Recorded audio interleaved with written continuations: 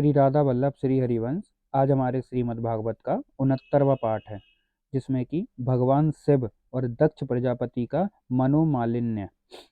विदुर जी ने पूछा, ब्राह्मण, प्रजापति दक्ष तो अपनी लड़कियों से बहुत ही स्नेह रखते थे, फिर उन्होंने अपनी कन्या सती का अनादर करके शीलवानों में सबसे श्रेष्ठ श्री महादेव जी से द्वेष क्यों किया? श्री महादेव जी भी चराचर के गुरु, बैर रहित शांति मूर्ति, आत्माराम और जगत के परम आराध्य देव हैं। उनसे भला कोई कैसे बैर करेगा? भगवान, उन ससुर और दामाद में इतना विद्वेष कैसे हो गया, जिसके कारण सती ने अपने दुस्त्यज प्राणों तक की बलि दे दी? यह आप मुझसे कहिए। श्री मैत्रेय जी ने कहा, विदुर जी, पहले एक बार प्रजापतियों के यज्ञ में सब बड़े बड़े ऋषि, देवता, मुनि और अग्नि आदि अपने अपने अनुयायियों के सहित एकत्र हुए थे। उसी समय प्रजापति दक्ष भी उस सभा में प्रवेश किया। वे अपने तेज से सूर्य के समान प्रकाशमान थे और उन विशाल सभा भवन का अंधकार दूर किए देते थे। उन्हें आया देख ब्रह्मा जी और महादेव जी के अतिरिक्त अग्नि, प्रयत्न सभी सभासद उनके तेज से प्रभावित होकर अपने अपने आसनों से उठकर खड़े हो गए। इस प्रकार समस्त सभासदों से भली भांति सम्मान प्राप्त करके तेजस्वी दक्ष जगतपति पिता ब्रह्मा जी को प्रणाम कर उनकी आज्ञा से अपने आसन पर बैठ गए। परंतु महादेव जी ही बैठे पहले से ही बैठा देख तथा उनसे अभ्युत्नाथी के रूप में कुछ न आदर न पाकर दक्ष उनका यह व्यवहार सहन न कर सके। उन्होंने उनकी ओर टेढ़ी नजर से इस प्रकार देखा मानो उन्हें वे क्रोधाग्नि से जला डालेंगे। फिर कहने लगे, देवता और अग्नियों के सहित समस्त ब्रह्मर्षिगण, मेरी बात सुने। मैं नासमझी और द्वेषवश नहीं कहता, बल्कि शिष्टाचार की बात कहता हूँ। यह निर्लज्ज महादेव समस्त लोकपालों की पवित्र कीर्ति धूल में मिला रहा है। देखिए, इस घमंडी ने सत्पुरुषों के आचरण को लांछित एवं मटियामेट कर दिया है।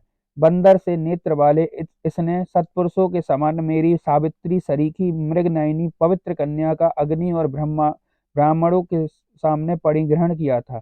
इसलिए यह एक प्रकार मेरे पुत्र के समान हो गया है। उचित तो यह था कि यह उठकर मेरा स्वागत करता, मुझे प्रणाम करता, परंतु इसने वाणी से भी मेरा सत्कार नहीं किया। हाय, जिस प्रकार शूद्र को कोई वेद पढ़ा दे, उसी प्रकार मैंने इच्छा न होते हुए भी भावीवश इसको अपनी सुकुमार कन्या दे दी। इसने सत्कर्म का लोप कर दिया, यह सदा अपवित्र रहता है, बड़ा घमंडी है और धर्म की मर्यादा को तोड़ रहा है। यह प्रेतों के निवास स्थान भयंकर शमशानों में भूत प्रेतों के साथ लिए घूमता रहता है। पूरे पागल की तरह सिर के बाल बिखरे नंग धड़ंग भटकता है, कभी हंसता है, कभी रोता है। यह सारे शरीर पर चिता की अपवित्र भस्म लपेटे रहता है। गले में भूतों के पहनने योग्य नर मुंडों की माला और सारे शरीर में हड्डियों के गहने पहने रहता है। यह बस नाम भर का ही शिव है, वास्तव में पूरा अशिव अमंगल रूप। जैसे यह स्वयं मतवाला है, वैसे ही इसे मतवाले ही प्यारे लगते हैं। भूत प्रेत प्रमथ आदि निरे तमोगुणी स्वभाव वाले जीवों का यह नेता है। अरे, मैंने केवल ब्रह्मा जी के बहकावे में आकर ऐसे भूतों के सरदार, आचारहीन और दुष्ट स्वभाव वाले को अपनी भोली भाली बेटी ब्याह दी। श्री मैत्रेय जी कहते हैं, विदुर जी, दक्ष ने इस प्रकार महादेव जी को बहुत कुछ बुरा भला कहा, तथापि उन्होंने इसका कोई प्रतिकार नहीं किया। वे पूर्ववत निश्चल भाव से बैठे रहे। इससे दक्ष को क्रोध का पारा और भी चढ़ गया और जब वे जल हाथ में लेकर उन्हें शाप देने को तैयार हो गए, दक्ष ने कहा, यह महादेव देवताओं में बड़ा ही अधम है। अब से इसे इंद्र, उपेंद्र आदि देवताओं के साथ यज्ञ का भाग ना मिले। उपस्थित मुख्य मुख्य सभासदों ने उन्हें बहुत मना किया, परंतु उन्होंने किसी की ना सुनी, महादेव जी को शाप दे ही दिया। फिर वे अत्यंत क्रोधित हो उस सभा से निकलकर अपने घर चले गए। जब श्री शंकर जी ने अनुयायियों में अग्रगण्य नंदीश्वर को मालूम हुआ कि दक्ष ने शाप दिया है, तो वे क्रोध से तमतमा उठे और उन्होंने दक्ष तथा उन ब्राह्मणों और जिन्होंने दक्ष के दुर्वचनों का अनुमोदन किया था, बड़ा भयंकर शाप दिया। वे बोले, जो इस मरण धर्मा शरीर में ही अभिमान करके किसी से भी द्रोह न करने वाले भगवान शंकर से द्वेष करता है, वह वेद बुद्धि वाला मूर्ख दक्ष तत्व ज्ञान से विमुख ही रहे।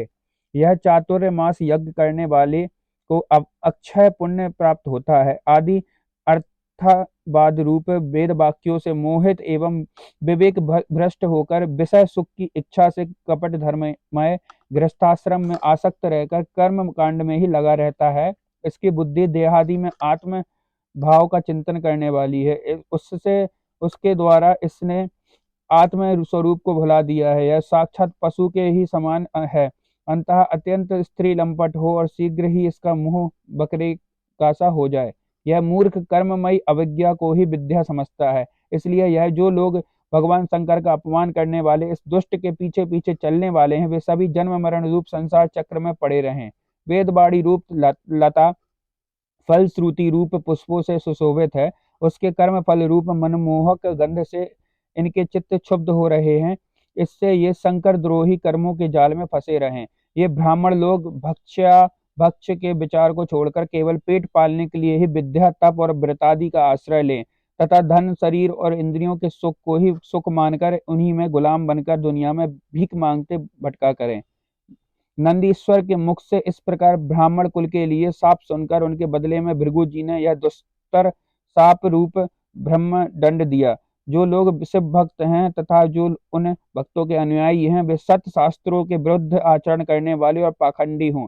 जो लोग शौचाचार विहीन मंद बुद्धि तथा जटा राख और हड्डियों को धारण करने वाले हैं, वे ही शैव संप्रदाय में दीक्षित हों, जिसमें सुरा और आसव ही देवताओं के समान आदरणीय हैं। अरे तुम लोग जो धर्म मर्यादा के संस्थापक और वर्णाश्रमियों के रक्षक वेद और ब्राह्मणों की निंदा करते हो, इससे मालूम होता है तुमने पाखंड का आश्रय ले रखा है। यह वेद मार्ग ही लोगों के लिए कल्याणकारी और सनातन मार्ग है। पूर्व पुरुष इसी पर चलते आए हैं और इसके मूल साक्षात श्री विष्णु भगवान हैं। तुम लोग सत्पुरुषों के परम पवित्र और सनातन मार्ग रूप वेद की निंदा करते हो, इसलिए उस पाखंड मार्ग में जाओ जिससे भूतों के सरदार तुम्हारे इष्ट देव निवास करते हैं। श्री मैत्रेय जी कहते हैं, विदुर जी, भृगु ऋषि के इस प्रकार शाप देने पर भगवान शंकर कुछ खिन्न से हो वहां से अपने अनुयायियों सहित चल दिए। वहां प्रजापति लोग जो यज्ञ कर रहे थे उसमें पुरुषोत्तम से हरि ही उपास देव थे और वह यज्ञ 1000 वर्ष में समाप्त होने वाला था। उसे समाप्त कर उन प्रजापतियों ने श्री गंगा यमुना के संगम में यज्ञांत स्नान किया और फिर प्रसन्न मन से वे अपने अपने स्थानों को चले गए। श्री कृष्णाम चरण अस्तु।